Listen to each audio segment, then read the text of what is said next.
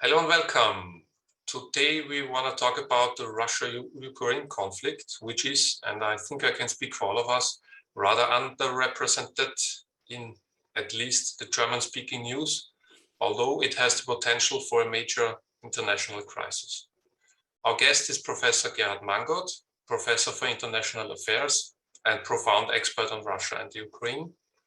My name is Chris, and I will conduct this interview together with my colleague Sasha, who currently resides in the Czech Republic.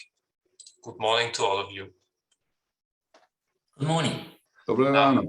I think it's good in the beginning that we start at the beginning.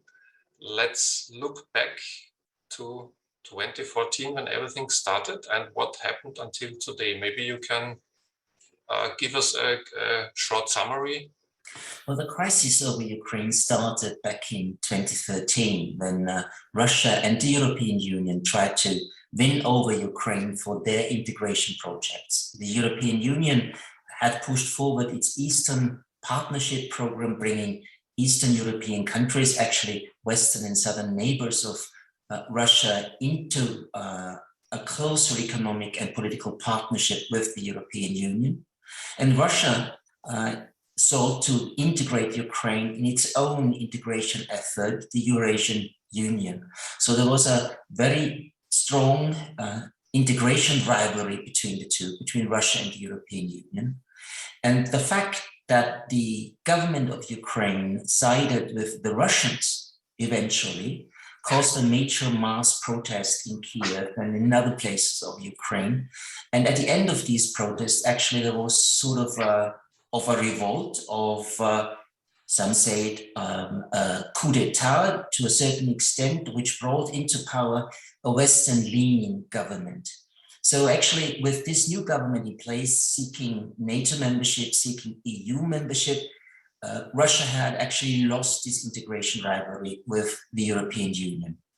And in order to win over at least some strategic positions in Ukraine, Russia decided to invade Crimea, to occupy Crimea, to annex Crimea, and also was very helpful and supportive for a revolt in eastern parts of Ukraine against the new government, a very much disliked new government in Kiev. So indeed, Russia was and is responsible for the military escalation of the Ukraine crisis. But not only Russia is to blame for it, but the European Union as well. Also, the European countries have contributed to the escalation of this crisis. What we have had since then is that Russia has positioned more and more troops and heavy weaponry on Crimea, and that the separatist movement supported by Russia financially, logistically, militarily, and even with some own Russian forces, is still in a conflict with the Ukrainian government, and all efforts to solve the Eastern Ukrainian crisis, the peace efforts of Minsk, have failed so far because neither side was willing to implement all the obligations foreseen in these two documents about solving the Eastern Ukrainian crisis. Thank you. May I come in just a second? I would like to take a step back further, actually, if you assist me and correct me. Just the Ukraine is the second largest country on the European landmass and has around 42 million population. Is that correct? Yeah. Please let's talk a little bit about maybe the how the population is made up, because I think it's around 72% Ukrainians, around 17 to 20% Russians, and then you know, and then a few others. What has that got to do with this particular conflict? That would be my first question. I'd like to get back then to the history. So how is the inner Ukrainian situation responsible for this conflict right now? Well, Ukraine is made up of 26 regions, and only in just one region, namely Crimea, the ethnic Russian population is in a majority position. 62% of the Crimean population in 2014 actually were ethnic Russians. In all other regions, Russians are a sizable minority when it comes to the east and to the south of Ukraine. And if we include Russian speakers in these regions, then there is a substantial group of non-Ukrainians in eastern and southern Ukraine. However, we have no ethnic Russian majority in any other of Ukraine's regions except for Crimea. Thank you. If I may, which is of course been preparing a little bit for today, I found it incredibly interesting how the Ukraine is related to both Russia and Western Europe. Like as an Austrian, I mean, we're all Austrians here. And until a friend of mine had a project in Czernowitz, I didn't actually really realize how close the Ukraine was to us and how deeply connected we in Central Europe have been to the Ukraine. Could you please expand on that a little bit, the relationship of the Ukraine to Western Europe and then possibly to Russia within the historical context?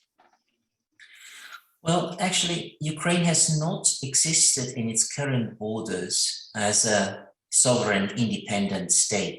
It was for the first time in 1991 that Ukraine became a sovereign state with its current borders.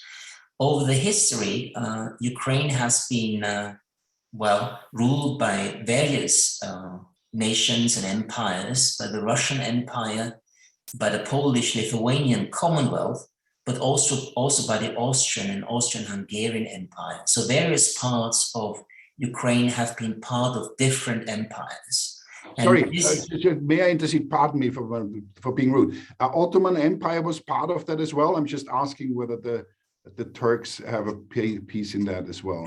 Well, if we go back in history quite a long time, then yes, the Ottoman Empire controlled Crimea, the peninsula of Crimea. Crimea itself has been occupied by Russia only in 1783 by Tsar Catherine the Great, and since then Crimea had been part of the Russian Empire, and later the Soviet Union. And within the Soviet Union, Crimea was part of the Russian Union Republic until it was actually transferred to Ukraine by the communist leader of the Soviet Union in 1954. So for a very long time, Crimea had belonged to Russia, and particularly its role in various wars, particularly in World War II. Sevastopol, the main city of the Crimean Peninsula, is considered to be, well, really true Russia. It is a hero city in Russia's history and has ever been considered by the Russian population and its elites as intrinsically Russian. Thank you. Okay. Chris, you want to get in there? As we already spoke about majorities and minorities in Ukraine, Vladimir Putin claimed that there is possible genocide about to happen in in the Donbas region especially. What do you think about this claim? Is it realistic, or is it just to justify any plans he maybe has for the future? Well, actually, Putin's claim about the genocide or something similar to a genocide, as he said, is absurd. We don't have any actually features of a genocide happening in eastern Ukraine. What we do have is that after the Western-leaning governments took over in 2014, the ethnic Ukrainian identity of Ukraine has been strengthened considerably. This means that the Russian minority, but also other majorities like the Hungarian majority, have now a more difficult life in the current Ukraine than they had previously, before 2014. So of course there has been a setback for Russian culture, for Russian influence, for Russian media in Ukraine, for the Russian language in Ukraine. But I would never argue that the ethnic Russians are discriminated against in Ukraine in a considerable manner, and calling it a genocide actually is, as I said, absurd. It could, however, be used as a pretext for a military escalation in the separatist regions by the Russian Federation. Maybe let's throw this in there right now, and we can then branch off from there. You mentioned the possibility of that escalation, and the possibility of that escalation is also why we are talking right now, I guess. In the last few days, in various media outlets, certainly in Germany, we have seen videos popping up from population along the Ukrainian-Russian border on the Russian side, where apparently not only heavy machinery is being moved, but also ambulances and such, to which a NATO official said, we're never worried if they are moving tanks around, because that's all right, that they can be stored anywhere, but we are getting worried when ambulances are being moved around. Just straight off the cuff, do you think there's a more than 50% likelihood that this conflict is actually going to turn hot, as quite a few people also here in the Czech Republic and amongst my Polish expert friends are saying that it is indeed likely that in the new year it will go hot? I don't think it is likely, but there is a chance of a military escalation. So far, I think this troop build-up by the Russians, including all the heavy weaponry, the soldiers, the ambulances, the logistics, and what have you, is meant to give credibility to Russian demands vis-a-vis the United States and NATO. Putin and other Russian officials have made it clear over the past 2.5 months what they expect NATO and the United States to do, namely to refrain from further expanding NATO to the east, which of course very much refers to Ukraine and Georgia. And the Russians also demand that NATO does not actually build military infrastructure in Ukraine, which could be eventually used as an offensive platform, a military offensive platform against the Russian Federation. What the Russians are worrying about is that they, of course, know that NATO membership for Ukraine or for Georgia, for that matter, is not on the table now. But what they see that is happening is that NATO countries are cooperating with the Ukrainian side in such a manner that Ukraine is almost a NATO member country, except for the formal membership in the alliance. And the Russians want to have that stopped. And these are the Russian red lines put forward by the Russian leadership over the past weeks. And in order to increase the importance and relevance of Russia's demands, I think this troop buildup has been orchestrated. I do not think that yet there has been a decision by the Russian leadership to start a war against Ukraine in whatever matter and form. But the problem is, if the West, if NATO and the United States do not respond properly to the Russian demands, which is very unlikely, then actually Vladimir Putin is in a difficult situation. What will he do in such a situation? Will he say, okay, yes, we tried to get some concessions, we failed, so everything is fine again? Or will he threaten to be losing face, then start a military escalation? So the major issue at hand now is that we should indeed have very close talks, maybe even negotiations between Russia and the West about Russia's security concerns, but also about Ukraine's and Western security concerns. If these talks do not start, or if they fail early, there's a greater threat of military escalation than I see at the moment. One of these platforms of the talks could be the Normandy format. During preparation for today, I read that Russia is avoiding this format for quite some time. Is this true? And when, and if it's true, why is Russia avoiding it? I mean, for the explanation, it's France, Germany, Russia, and Ukraine who are in this platform. Well, the Normandy format was launched in June 2014, and it was supported by the United States, but the administration of Obama at that time wanted Europeans to solve the problem in Ukraine. So that's why the United States did not engage in that format. So it was a European exercise in trying to solve the military conflict in eastern Ukraine. And actually, we do have an agreement, the Minsk II agreement from February 2015, which could be a pathway to a long-term solution of the separatist conflict. However, neither side has been implementing the obligations under this Minsk II agreement to the relevant extent. Neither do we have a sustainable and comprehensive ceasefire, an exchange of all prisoners of war, and the withdrawal of heavy weaponry from the security zone on both sides of the line of control between the Ukrainian and the separatist armed forces, nor has Ukraine actually implemented its political obligations that it signed in February 2015 in the Minsk II agreement. These obligations are to change or to revise the Ukrainian constitution to provide for more decentralization. These obligations include the passage of an amnesty law for the separatist fighters by the Ukrainian parliament, and above all, Ukraine has promised in that agreement to grant permanent special status, a sort of special autonomy to the separatist regions.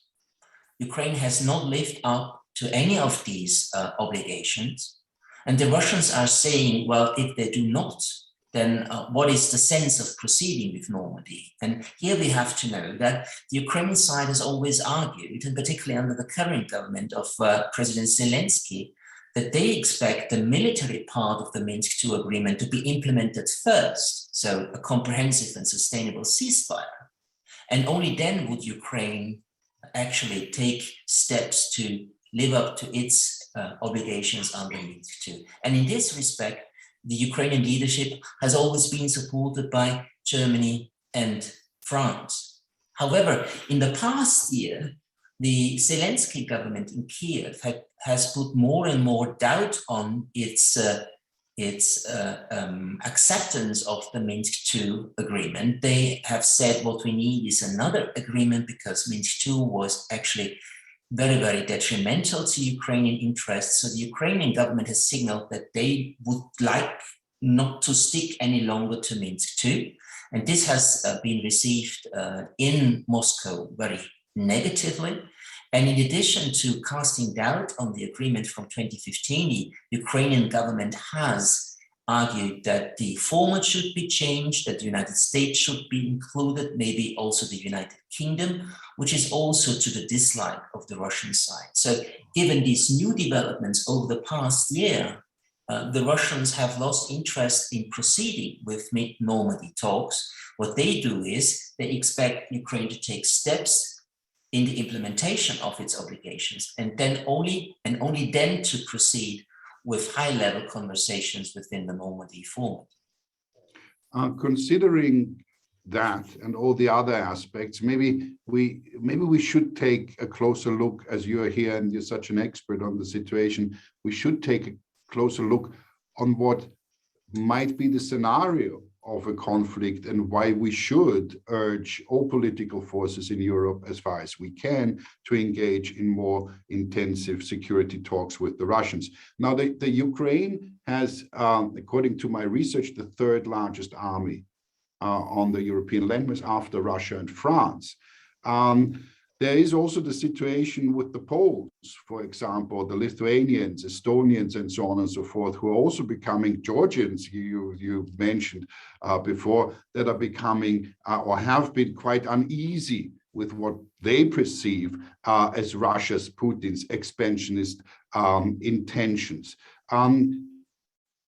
Can we have any idea of what an armed conflict so close, I don't think it's 500 kilometers from where we're sitting, could really, what kind of shape it could take, and what NATO is supposed to do, or we as Europeans are supposed to do?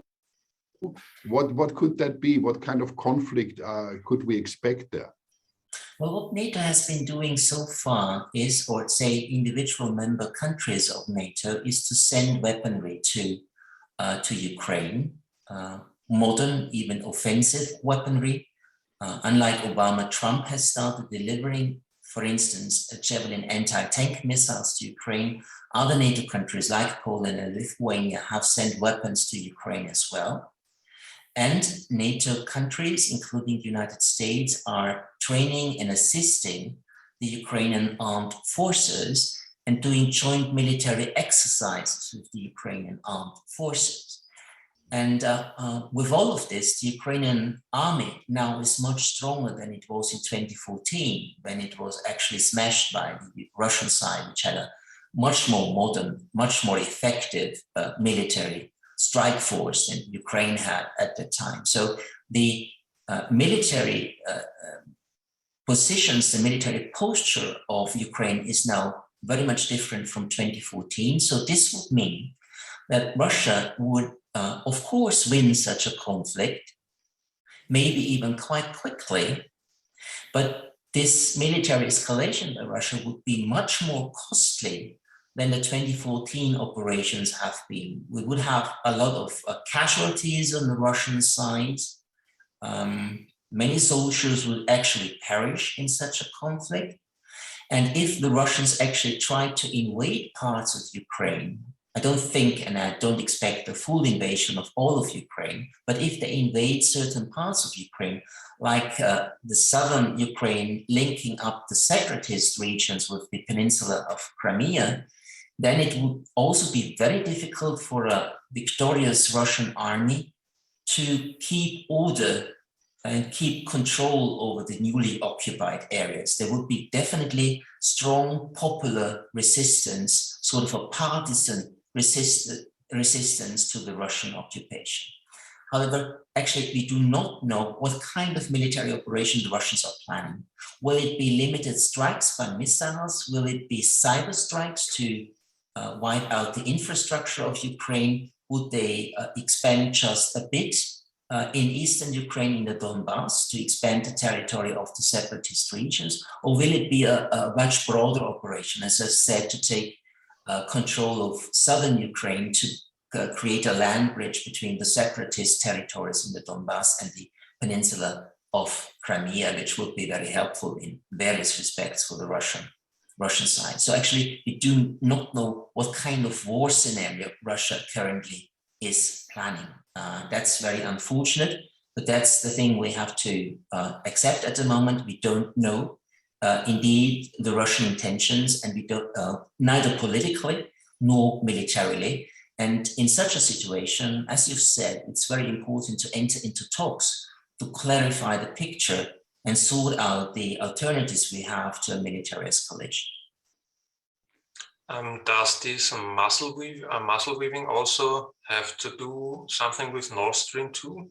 Because we know for now the main pipelines are going through from Russia to Europe, are going through Ukraine, and if Nord Stream 2 starts, then there's another way, or another very important way for Russian gas coming into Europe. So is he maybe also flexing his muscles to show us that Nord Stream 2 should be implemented? Well, of course, the Russian leadership has a very strong interest that Nord Stream 2 gets certified by the Deutsche Bundesnetzagentur and by the European Commission, and gas starts flowing within the next year. However, I do think the military buildup around Ukraine has nothing to do with Nord Stream 2. What the Russians have signaled with Nord Stream 2 and also with Nord Stream 1, which which was commissioned actually in 2011 and 2012, is to find a way to transport its gas to the major European customer, namely Germany, bypassing Ukraine. They are bypassing, or they want to bypass it because they do not want to prop up the government in Kiev, because Kiev earns quite a lot of money in transit fees for Russian gas exports to Europe currently, between $2 and $3 billion US. So the Russians are interested in depriving Ukraine of this revenue, and the Russians also do not want to be dependent on Ukraine as regards the transit of its gas exports to European customers. So for the Russian side, it's both rationally, economically and financially, but also politically and geopolitically. In the European Union, however, Nord Stream 2 is very much contested. And what we have seen over the past 2 weeks is that the current coalition government in Germany is not united on what to do with Nord Stream 2. We have heard so many statements by various members of the current German government about what they think the future of Nord Stream should be, and these are not coherent statements. These are very diverging statements, and that is actually weakening the outlook for Nord Stream to get implemented over the next 6 to 8 months. Yeah, thank you. That's actually really important, and I would like to look now into more proactive scenarios that we could discuss. Now, from your point of view, the Ukraine is I think number 74 on the list of developing nations. So it's actually it's the poorest after Moldavia, again on the European landmass. Considering all that has been said until now, what would you suggest could be the role? And I say now of the European Union, considering how many fractions there are, but what could and should be, especially considering that France is now taking over, the approach of the European Union vis-a-vis the Ukraine, especially again considering how much need there is in the population. Well, the European Union over the past 7 years has pumped a lot of money into Ukraine, billions of euros into Ukraine to keep the economy alive, to keep the financial system intact, and actually making Ukraine survive. And the European Union will have to continue with this financial support, which is paralleled by US financial support, but in the US case, mainly military support. The European Union will have to continue with this support, either bilaterally, EU member states supporting Ukraine, or on the level of the European institutions, or via international financial institutions like the International Monetary Fund or the World Bank, in close coordination, of course, with the United States and some other countries like Canada, for instance. So Ukraine will remain a financial burden for the European Union, but the European Union has decided that for geopolitical reasons, it's worth it. It's worth to pump all these billions into the Ukrainian economy. The European Union, however, from the very start has made these support linked with democratic reforms, the strengthening of the rule of law in Ukraine, and the fight against corruption. However, Ukraine has not made very much progress on this front. Ukraine is much more democratic than Russia is, but Ukraine is not a democracy. It's more pluralist, but it's not a real democracy. It's only starting to democratize, and we don't even know whether Ukraine will continue on this path to further democratization. There could be a reverse developments somewhere in the next years. It's still possible. So what the European Union has been doing is linking the support with Ukrainian political reforms. However, in practice, what I have observed over the past 7 years is that the Western creditors of Ukraine are much too lenient on Ukraine. They are ready, when push comes to shove, to send the money to Kiev, even if Kiev does not actually live up to all what they have promised to do in the arena of political reform and democratization. But Ukraine will remain a burden for the European Union, yes, and Ukraine will not become a member of the European Union. That's also quite clear, to the disappointment of the Ukrainian government and much of the Ukrainian population.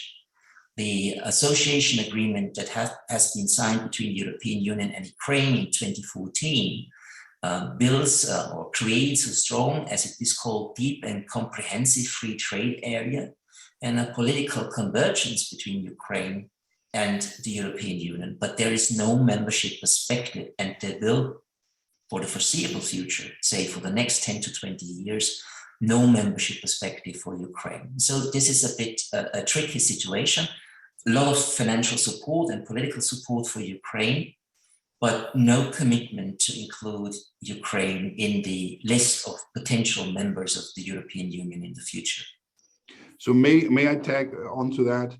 So let's look at the the second part of this equation. Now, vis-a-vis Russia, to me, it always feels Europe is between a rock and the hard place, as they say, with Russia. On the one hand, we ought to, make a stand and act a little tougher, maybe, towards the advances that Putin is making in his expansionist policies. On the other hand, I think we all know we're fairly dependent on Russia, not only in terms of energy, but certainly in terms of its proximity to us, much more than, in my humble opinion, than to the Americans who are across the Atlantic. So my question is this: in your opinion, being very knowledgeable about the Russian internal situation as well and the European, what ought to be the European approach and behavior towards Putin? And I think it has a lot to do with Putin. I think Russia and Putin are still separate, and there's stuff going on internally as well. Maybe you could speak to that also. So again, how ought we to behave as Europeans towards Russia under Putin? Well, actually, the European Union has agreed on the so-called 5 guiding principles in its policy vis-a-vis Russia in 2016.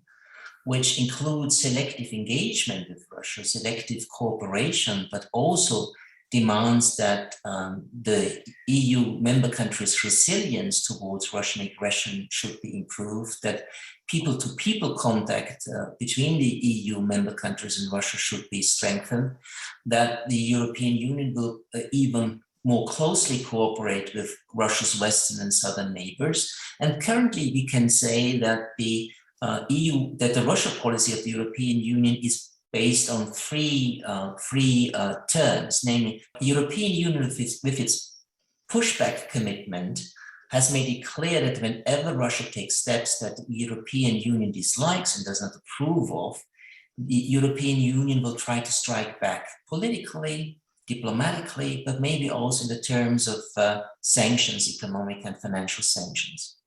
The second term that is widely used now in the European Union when it comes to the Russia policy of the Union is constrainment. That means the European Union should do whatever it can to weaken the financial and material potential of Russia for conducting even further aggressive, even a more aggressive foreign policy on the Russian side. And the third term that is used is that selective engagement. So pushback, constrainment, and selective engagement now characterizes the position of the European Union vis-a-vis Russia. The problem is that Russia does not take the European Union as a serious actor. For the Russian side, for the Russian elites, the European Union is maybe powerful in the economic and financial field, but in its foreign policy and in its security policy, it is not considered as a relevant actor. Actually, the Russian leadership at the moment sees the European Union as a coalition of countries that are vassals to the United States. And so for the Russians, the argument is, why actually talk to the European Unions if they do not have a sovereign and independent political position, but are actually just an appendix to the United States? So I talk to them, isn't it better, and that's what the Russians are doing and demanding, to talk to the United States directly? Because only the United States will decide how the Europeans will behave. And that is what one of the difficult moments now in the bilateral relationship between the European Union and Russia. Russia doesn't want to talk to you. It doesn't consider Europe relevant. And actually it's fed up with the normative foreign policy of the European Union, very much interested in issues like democracy, rule of law, human rights, and the like. That's not what the Russians want to talk about. Not with the Europeans, and not even with the United States. What the Russians want to do is talk about security in Europe, the security architecture in Europe, but not with the Europeans, but with the United States. Mr. Borrell, the High Representative for Foreign and Security Policy of the European Union, has mentioned 2 days ago that the Europeans wanted to be part of the talks between Russia and the United States about the European security architecture.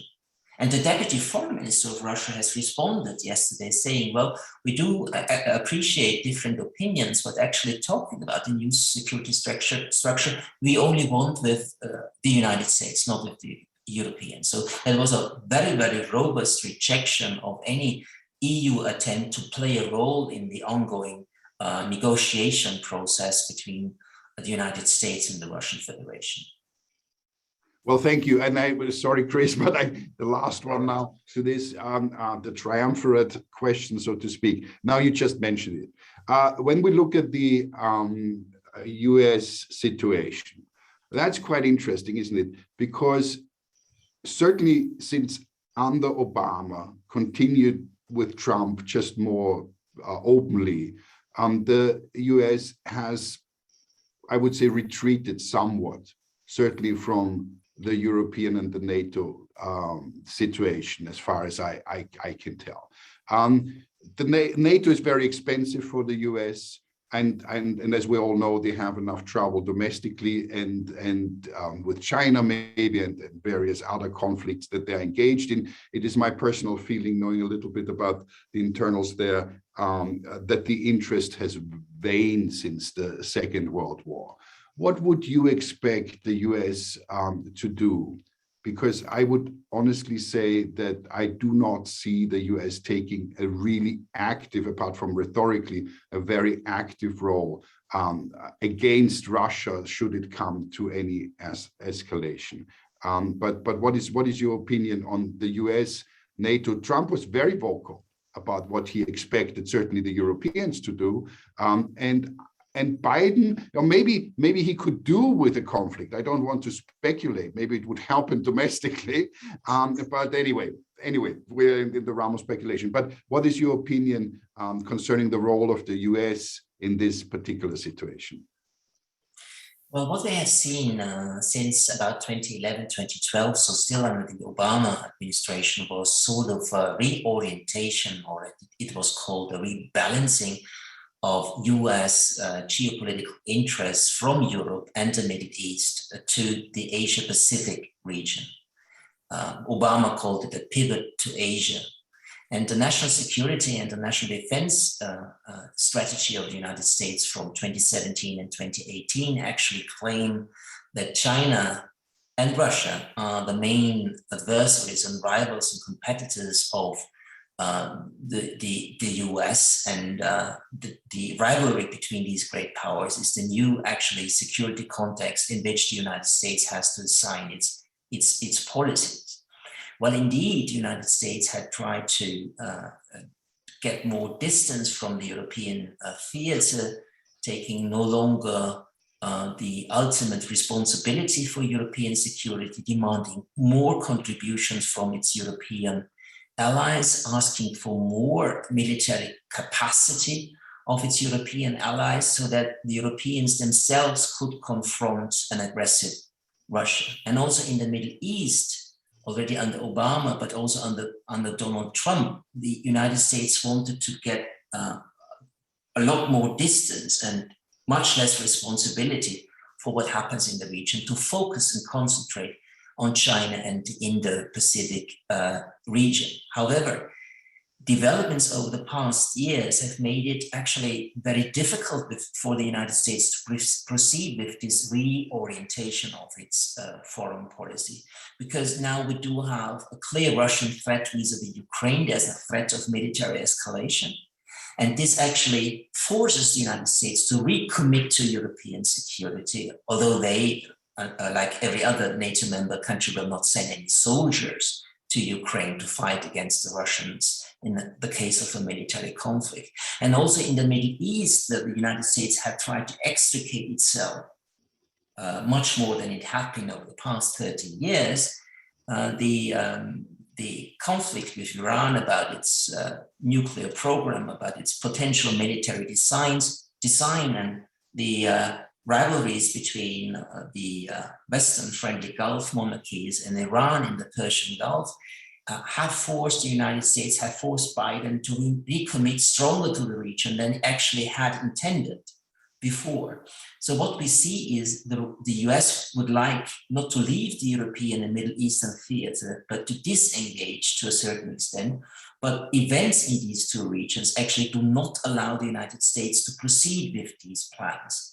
And the United States is not happy about it, because it actually understands focusing on the European Union, on the European theater and the Middle Eastern theater, takes resources, financial resources, political resources, military resources that the United States cannot invest in its competition, in its rivalry with China. And that's actually something that most of the foreign policy establishment of the United States doesn't like, but there's actually at the moment no alternative than to stay recommitted in both theaters, Europe and the Middle East. As you both already mentioned China, is there a possibility that China and Russia are working together on this opposition against the United States? As we all know, there are high tensions in the South China Sea between China and between China and Taiwan. Is there a possibility that those two are working together, or is this just speculation? Well, what we have seen over the past years, particularly since 2018, is that there's a very, very close alignment between China and Russia. It's not an alliance, let alone a military alliance, but both sides are coordinating their positions very, very closely, politically, diplomatically. We have on very many occasions a similar decision-making process by China and Russia in the Security Council. They are opposed to the Western concept of humanitarian intervention. They both support a very traditional understanding of state sovereignty, which actually rules out what they call the meddling in internal affairs. They are working closely together in the economic field, in the military field. They do have joint military exercises, joint patrols. Russia is selling a lot of weaponry to the Chinese side. They have coordinated somewhat their positions as far as the South China Sea is concerned, about Russia's position vis-a-vis its Western and Southern neighbors is concerned. Well, yes, there is indeed a very close alignment, and it's also based, but that's not the reason why it actually has evolved so strongly over the past years, but they are also based, these relations are also based on a very strong personal relationship between Vladimir Putin and Xi Jinping.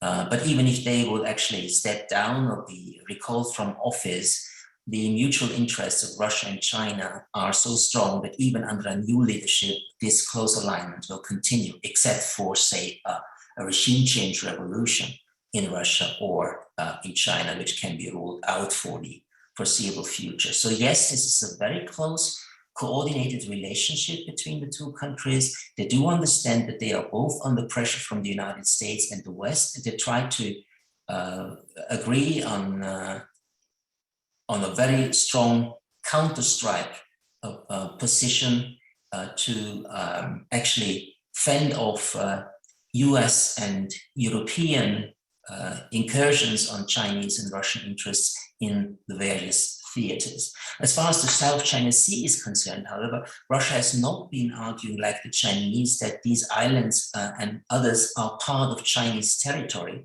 The Russian position is only that this question about where the borders are to be drawn in the South China Sea is a matter only for regional countries and not for countries from outside the arena, so not for the United States or for the Europeans.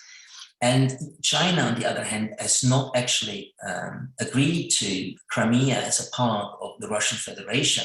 They didn't like what the Russians did in 2014, because the Chinese are afraid of separatism as well, in Tibet, in Xinjiang, in Taiwan. So separatism that happened in Ukraine and the annexation of Crimea by Russia is not something that the Ukrainians would like to see, the Chinese would like to see, because this could happen to them as well. So the Chinese have not acknowledged Crimea to be part of Russia, but they have shown a lot of understanding for the Russian actions. And actually, only a couple of days ago, the Chinese leadership signaled that it does understand the Russian actions around Ukraine, the military buildup, as a means to fend off Western offensive intentions, militarily offensive intentions on the western borders of Russia, as the Russians see it.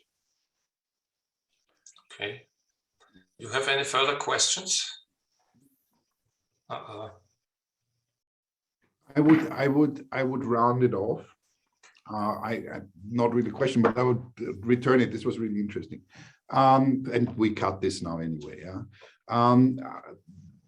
Poroshenko, who was the previous before the current Ukrainian president, as far as I remember, apparently left the country a couple of days ago, the Ukraine, because there is apparently he's been accused of treason for apparently supporting the rebellion in the Donbass with money, which he siphoned from energy deals. I don't know whether that is true or not, but my question would be this, as to round this up, our conversation. You mentioned that one of the most problematic aspects of Ukrainian politics is corruption, as in many countries that is in such a sensitive state. Now, in your opinion, because also in Austria, we do have a little bit of that. So, as an expert in politics, what can be done vis-a-vis that level of corruption in countries from the outside? So we are paying billions in, but only a fraction is actually arriving at the needy population. So that appears to me to be one of the main problems in the majority of those conflicts. It ultimately always leads to that. So do you have any advice, any idea of what could be done to stem systemic corruption? Well, I think conditionality should be strengthened very strongly, meaning that Western support is based and linked to efforts by the Ukrainian government to go after corruption within the bureaucracy, the courts, the police, and of course in the economic arena. Ukraine under Poroshenko, but also under Zelensky, has not made very encouraging steps to wipe out corruption. Corruption is still a problem. And I think this is due to the fact that this conditionality by the Western side is not strong enough, namely linking support for concrete steps to wipe out corruption.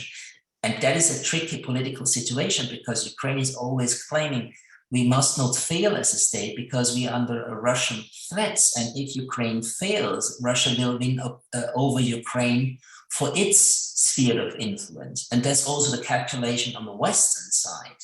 We should put pressure on Ukraine, but ultimately our major goal is not fighting against corruption and establishing the rule of law, but our major goal is to make Ukraine a success story.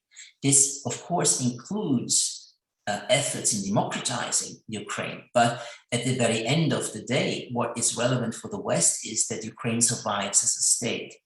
And that actually weakens conditionality. That has led to decisions that financial resources are delivered to Kiev, despite lacking substantial progress of the Ukrainian government in pushing forward the rule of law and the fight against corruption.